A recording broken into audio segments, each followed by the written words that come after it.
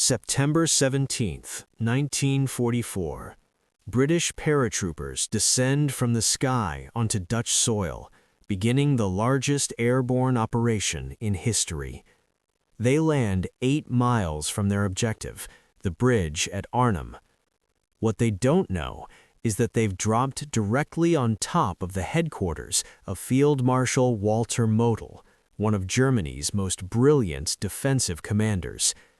Model looks out his window, sees British parachutes filling the sky, and realizes his morning coffee is about to be interrupted by the enemy. Today, we're revealing what Model actually said in that moment and how his reaction shaped one of World War II's most dramatic battles. September 1944. The war in Europe appeared to be nearing its end.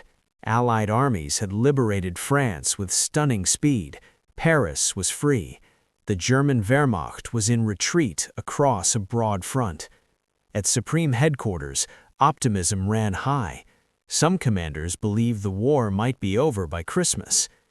British Field Marshal Bernard Law Montgomery, commanding the 21st Army Group, proposed a bold operation to end the war quickly.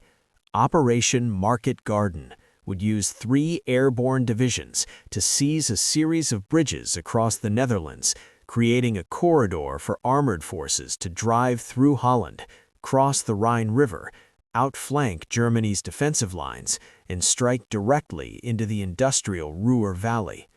Success would shorten the war by months, possibly years. The plan was audacious.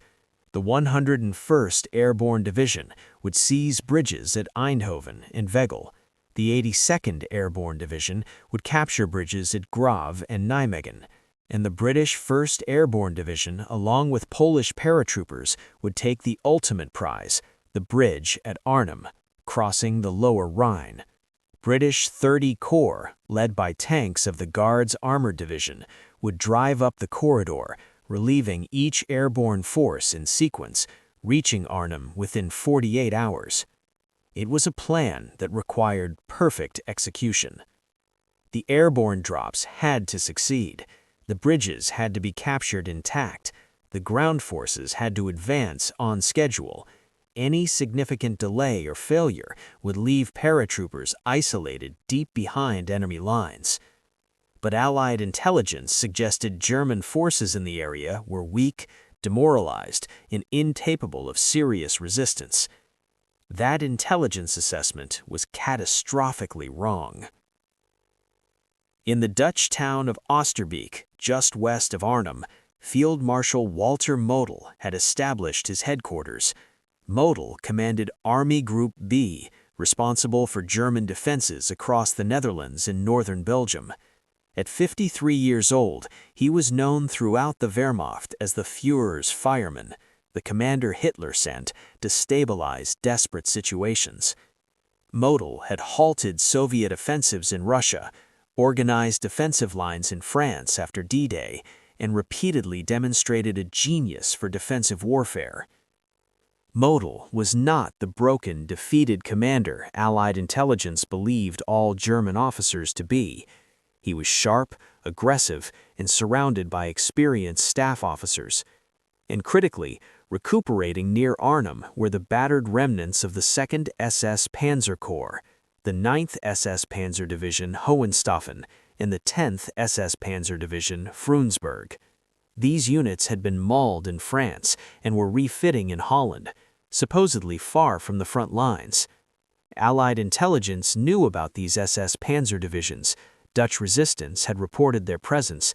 Aerial reconnaissance had photographed tanks and armored vehicles, but the intelligence was dismissed. The units were believed to be severely under strength, lacking operational capability, not a significant threat. It was an assessment based more on wishful thinking than rigorous analysis. On the morning of September 17, 1944, Model was at his headquarters, a modest hotel called the Tafelberg in Oosterbeek. He had just finished breakfast and was reviewing intelligence reports about Allied activities to the south. The weather was clear, sunny, and unseasonably warm. perfect weather for flying. At approximately 12:40 p.m., Model heard aircraft engines. Lots of aircraft engines. He stepped to the window and witnessed the beginning of Operation Market Garden. The sound came first, a deep, continuous rumble that built in intensity until it seemed to shake the air itself. Model walked quickly to the window of his second-floor office, followed by his chief of staff, General Hans Krebs. What they saw defied immediate comprehension. The sky was filled with aircraft. C-47 transport planes stretched from horizon to horizon, flying in tight formations at low altitude. Gliders, towed behind tow planes, filled the spaces between the transports. And from the aircraft, parachutes were blossoming. Hundreds, then thousands of parachutes, filling the sky with white and camouflage canopies. For a moment, Model simply stared. Then he turned to Krebs, and according to multiple witnesses present in the headquarters that day, said something that revealed both his tactical genius and his mordant sense of humor. "They're landing right on top of us. Either the British have decided to win the war by capturing field marshals directly, or their intelligence is even worse than ours." Model's initial assumption was that the British had launched a targeted raid to capture him personally. It wasn't an unreasonable conclusion. Airborne operations to capture or kill enemy commanders had been discussed in Allied planning. From Model's perspective, seeing paratroopers landing essentially in his front yard, a decapitation strike seemed the most logical explanation. But what Model didn't know was that the landing was almost entirely accidental. The British 1st Airborne Division's drop zones were located 8 miles from the Arnhem Bridge due to RAF concerns about German anti-aircraft defenses. The paratroopers weren't targeting Model's headquarters. They just happened to land nearly on top of it through sheer coincidence. It was one of war's strange quirks of fate. The very decision meant to keep British paratroopers safe from German defenses placed them directly next to one of Germany's most capable commanders. Within minutes, Model's headquarters erupted into organized chaos. Staff officers grabbed weapons, documents, and radio equipment. Model issued rapid orders: evacuate the headquarters immediately, move to the alternate command post at Terborg, alert all units in the area, and most critically, determine the scope and objective of the airborne operation. Model and his staff officers piled into vehicles and raced east, away from the landing zones, abandoning breakfast dishes still on the table. As they drove, Model looked back at the sky, still filled with descending paratroopers. According to his aide, Major Winrick Bear, Model said, "This is not a raid. This is an invasion. And they've just given us the greatest gift: time to react." Model was right. The British had landed 8 miles from their objective. That meant they would have to march to the bridge, giving German forces precious hours to organize a defense. The very precaution that was supposed to protect British paratroopers from anti-aircraft fire had instead given Germany's most skilled defensive commander time to prepare a reception. But what the British didn't know was that Model's reaction speed would be extraordinary.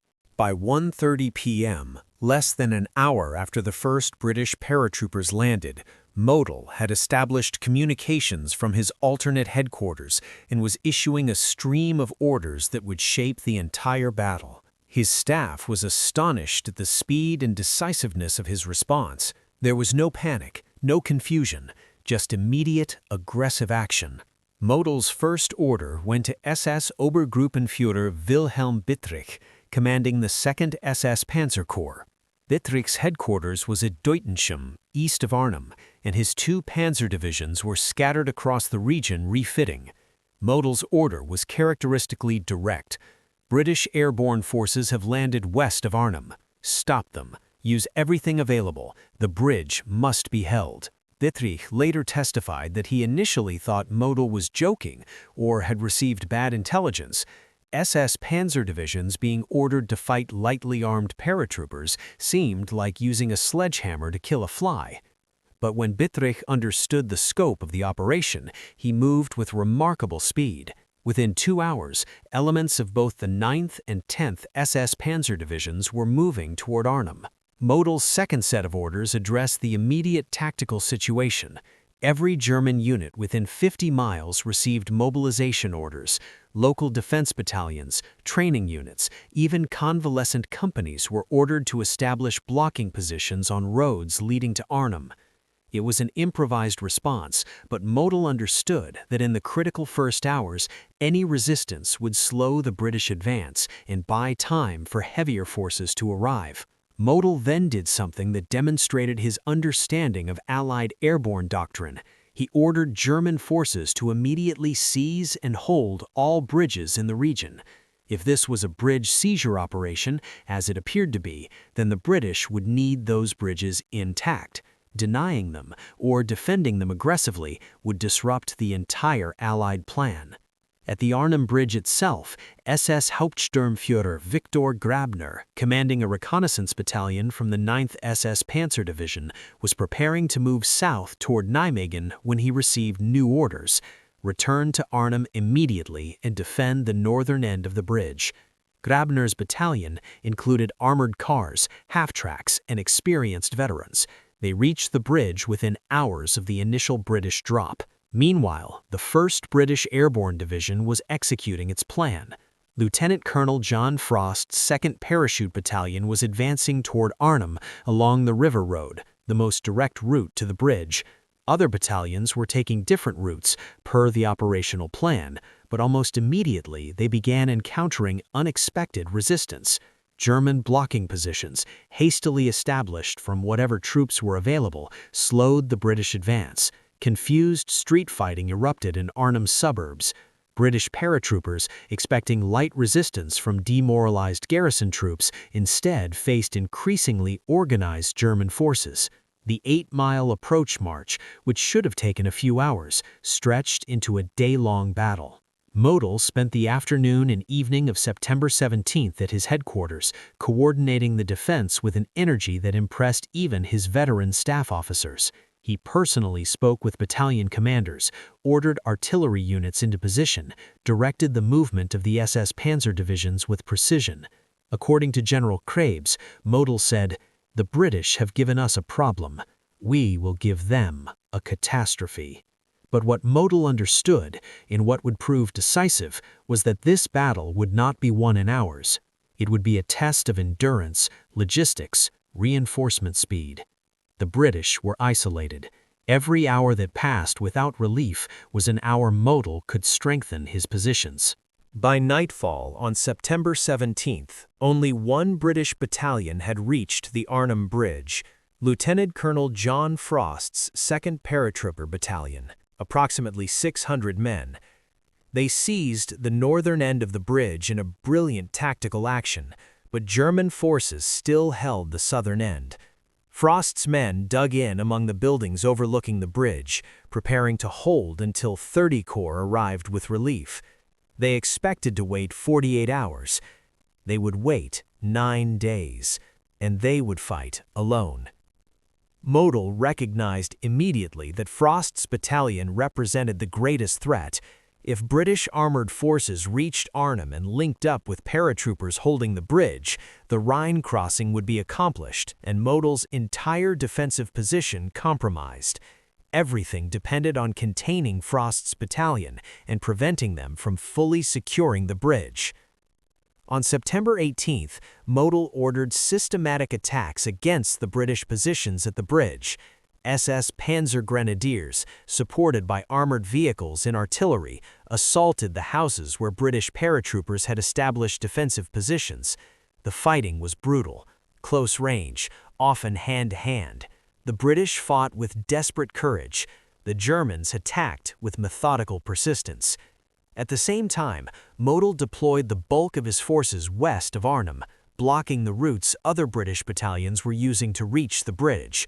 The 9th SS Panzer Division established defensive positions that stopped the British advance cold.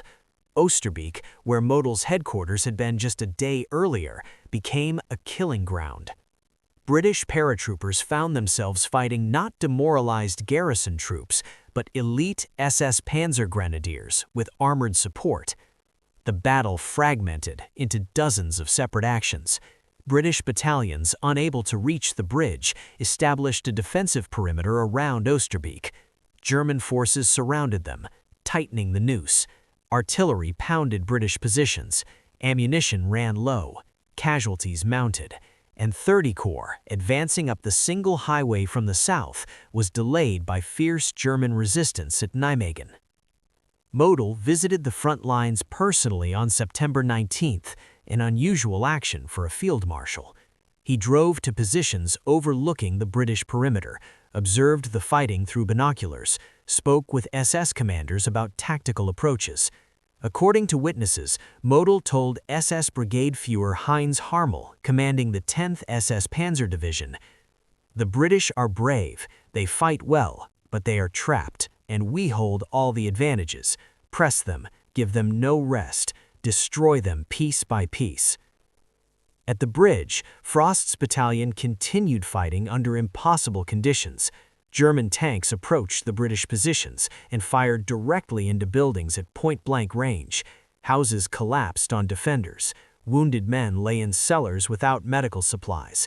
Ammunition dwindled to handfuls of rounds per man. Radio communications with the rest of the division failed.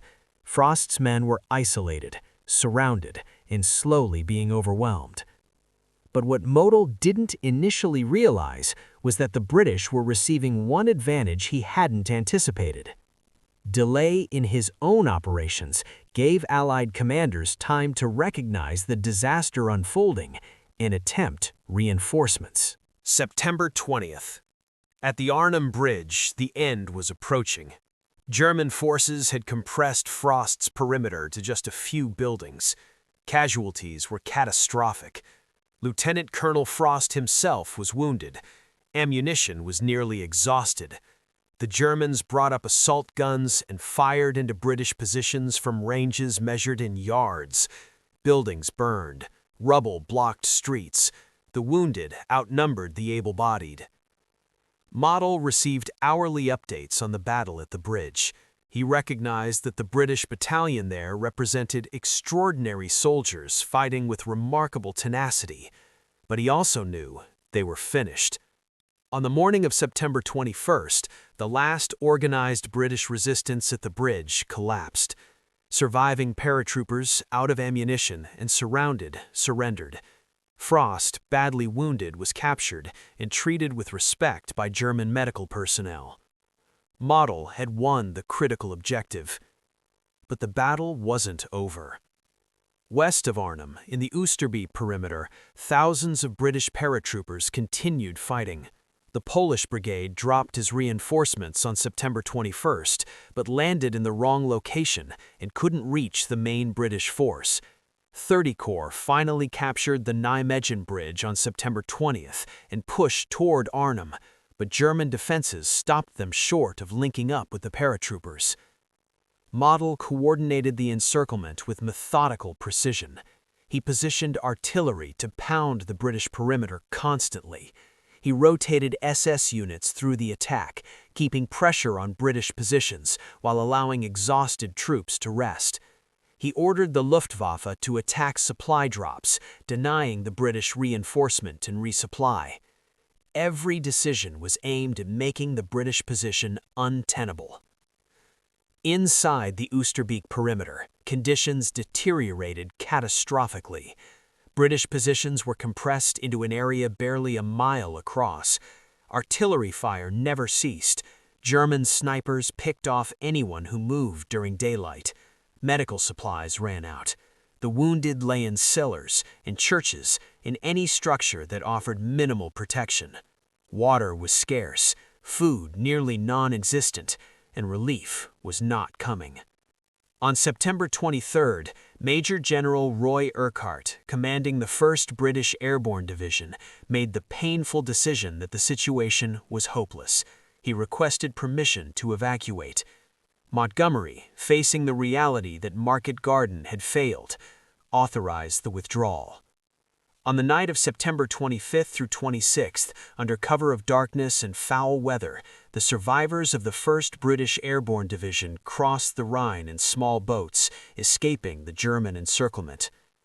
Of the approximately 10,000 British and Polish airborne troops who participated in the operation, only about 2,400 escaped. Over 1,400 were killed. The rest were wounded or captured. The 1st British Airborne Division was effectively destroyed as a fighting force. Operation Market Garden, the operation that was supposed to end the war by Christmas, had ended in catastrophic defeat. Model had one of Germany's last significant defensive victories of the war.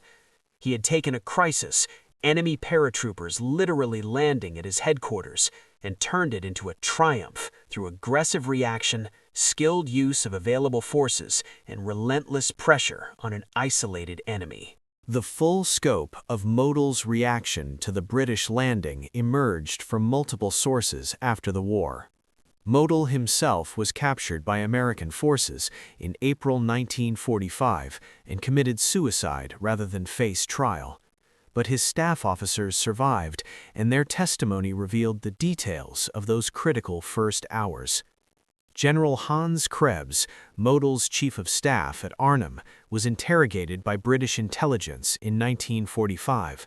His account of Model's immediate reaction provided insight into the field marshal's character and tactical brilliance.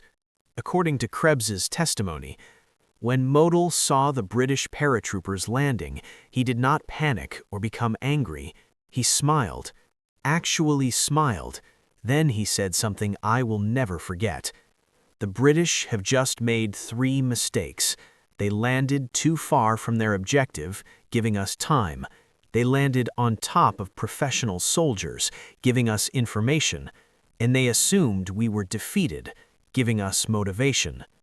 Gentlemen, we are going to make them pay for every one of those mistakes.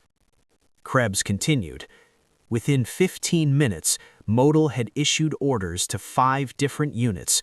Within an hour, he had contacted every major command in the region. He didn't call Hitler. He didn't ask for permission or wait for higher authorization. He simply acted with complete confidence and total authority. I served with many commanders in the war. None reacted faster than Model did that day. SS Obergruppenführer Wilhelm Bittrich, who commanded the SS Panzer forces at Arnhem, provided additional context in post-war interrogations.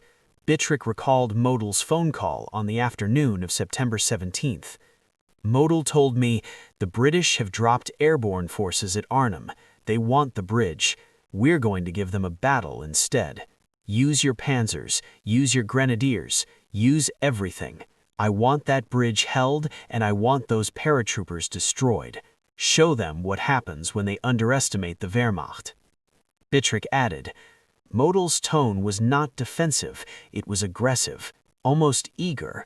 He saw the British landing not as a crisis, but as an opportunity. He said to me, "They've put elite troops in our hands, isolated and unsupported. We're going to annihilate them and prove that Germany still knows how to fight." And that's exactly what we did. Perhaps the most revealing account came from Major Winrich Baer, Model's aide, who was with the Field Marshal almost constantly during the battle. In his 1960 memoir, Baer wrote, "On the evening of September 17th, after the initial crisis had been managed and our forces were moving into position, Model stood at the map in our new headquarters. He studied the British positions, then turned to me and said, 'Do you know what the British mistake was? They planned for the German army they had been fighting in France, broken, retreating, demoralized. They didn't plan for the German army that still exists when defending home territory. They forgot that we have professional soldiers, capable commanders, and the ability to react. That forgetting will cost them everything." Baer continued, Model then said something that captured his entire philosophy. "Wars are not won by those who never make mistakes. Wars are won by those who react faster to the enemy's mistakes than the enemy reacts to theirs. Today, The British made mistakes. Tomorrow, we make them pay. British accounts after the war confirmed the speed and effectiveness of Model's response. Major General Roy Urquhart, in his 1958 memoir, Arnhem, wrote, "We expected confused, disorganized resistance from garrison troops. What we encountered was a coordinated, aggressive defense by professional soldiers under skilled command. The German reaction was far faster than our intelligence predicted was possible. Someone on the German side understood immediately what we were attempting and moved to counter it with impressive speed." Urquhart later learned it was Model who had coordinated the defense. His assessment was blunt. "We landed, almost literally, on top of Germany's best defensive commanders. If Model had been in France and we'd landed on some rear area garrison commander, Market Garden might have succeeded. Instead, we gave Germany's Fireman a chance to prove his reputation was deserved." He did. The Battle of Arnhem became one of the most studied military operations of World War II. It represents a case study in what happens when intelligence failures, operational overconfidence, and pure bad luck combined against a skilled opponent who reacts with speed and aggression. Model's performance at Arnhem cemented his reputation as one of Germany's most capable commanders. His ability to assess a crisis instantly, issue coherent orders under pressure, and coordinate a complex defense with minimal preparation demonstrated military leadership at the highest level. The fact that he achieved this while literally fleeing his breakfast table added an element of dramatic irony to the battle. For the British 1st Airborne Division, Arnhem was a tragedy of extraordinary courage wasted by flawed planning. The paratroopers fought with legendary determination. Their stand at Arnhem Bridge became symbolic of military valor against impossible odds. But courage alone couldn't overcome the fundamental problems: landing too far from objectives, underestimating enemy capabilities, failure to achieve rapid link-up with ground forces. Operation Market Garden's failure extended the war in Europe.